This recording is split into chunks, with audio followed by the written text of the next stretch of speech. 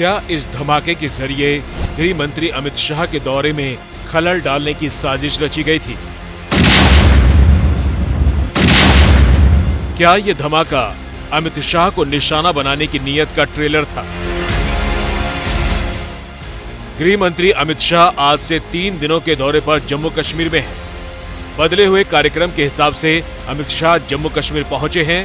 पहले उन्हें 30 सितंबर को ही जाना था और उससे पहले ही 28 और 29 सितंबर को घाटी में 2 धमाके हुए।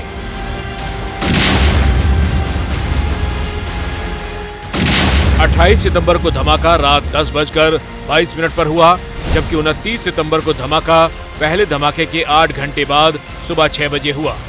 दोनों धमाकों का तरीका एक ही था और धमाके बस में हुए थे। जम्मू कश्मीर की एजेंसियों ने धमाकों की साजिश को डिकोड कर लिया है और पाकिस्तान में बैठकर रची गई साजिश के मोहरों को गिरफ्तार भी कर लिया है।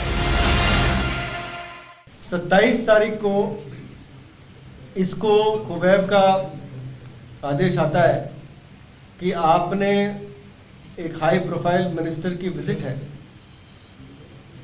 उसके पहले आपने किसी सूटेबल लोकेशन पे आईडीज फिक्स कर देना है। तो असलम शेख अपने घर से निकलता है, बसंतगढ़ से रामनगर की तरफ आता है और उसी बस में रामनगर में उतरने के बाद वहाँ के नज़दीक के बाथरूम में जाके 2 आईडीज को एक्टिवेट करता है। एक आईडी जिस बस में वो आया था, रामनगर में उतरा था, उस बस में लगाता है पीछे की तरफ, और दूसरा रामनगर के से जो उधमपुर गाड़ी आ रही थी उसमें लगाता है। 29 सितंबर को धमाकों के बाद पुलिस ने शक के आधार पर कुछ लोगों को हिरासत में लिया, जिसमें असलम भी था, जो कि पहले हिजबुल से जुड़ा रहा है। पूछताछ में असलम ने साजिश का पूरा चिट्ठा खोलकर रख दिया है। आतंकी असलम की गिरफ्तारी इस मायने में काफी अहम है क्योंकि इसके पास से वो विस्फोटक बरामद कर लिए गए जिसका अभी इस्तेमाल नहीं हुआ था। आपकी टीवी स्क्रीन पर वो स्टिकी बम से लेकर बाकी हथियार हैं जिनका इस्तेमाल होना बाकी था। अगर ये आतंकी मॉड्यूल नहीं डिकोड हुआ होता तो अभी गृह मंत्री के दौरे से पहले और धमाके हो सकते थे। लश्कर का मॉड्यूल है बेसिकली।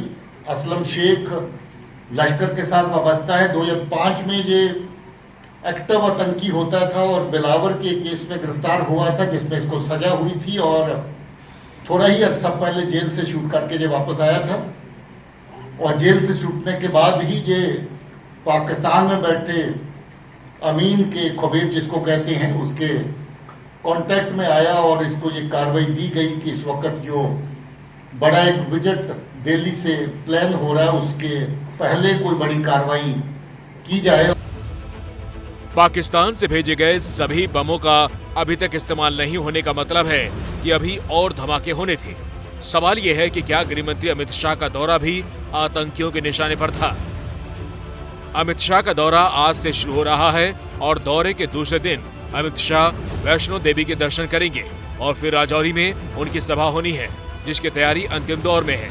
गृह मंत्री के सुरक्षा दस्ते ने पूरे इलाके की जांच की है। 4 अक्टूबर की शाम को गृह मंत्री श्रीनगर जाएंगे, जहां 5 नवंबर को रैली को संबोधित करने के साथ ही विकास योजनाओं की समीक्षा करेंगे।